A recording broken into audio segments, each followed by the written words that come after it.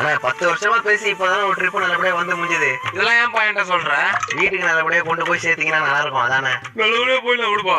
மச்சான் செம்ம டயர்டா இருக்கு, நாங்க தூங்குறோம். நீ அண்ணன் கிட்ட பேச்சு குத்துட்டே வாடா, தூங்கிட போறாரு. என்ன புது வண்டியா? தம்பி வண்டி வெளியே பார்த்தாலே தெரியுது 10-15 சொட்டா இது புது வண்டியான்னு கேக்குறேன். பேச்சு கொடுக்க சொன்னாங்கன்னு இஷ்டத்துக்கு ஏதாவது பேசுங்கன்னா இங்கே இறக்கி விட்டுருவேன் சொல்லிட்டேன். சார்ண்ணே நீங்க தூங்குற மாதிரி தெரிஞ்சது, அதான பேச்சு கொடுத்தேன். தூங்குற மாதிரிலாம் இல்ல, தூங்கிந்தாங்கிறேன். அந்த ஏசியை 2 பாயிண்ட் ஏத்தி விடு, அப்படியே பெட்ஷீட் இருந்தா போத்தி விடு. பேச்சு கொடுக்கணும்னா இப்படி கலகலன்னு பேசணும். அப்படியே உற்சாகமாயிட்ட பாத்தியா, அதை விட்டு குழந்தை பேசுங்க. நீ தூங்குவா, நான் பாத்துக்கிறேன். சரிண்ணா. லாரிக்காரன் ஏறி வந்துட்டான்ப்பா. நீ தான் ஆப்போசிட் ரோட்ல போயிட்டு லாரிக்காரன் வந்துட்டான்டா.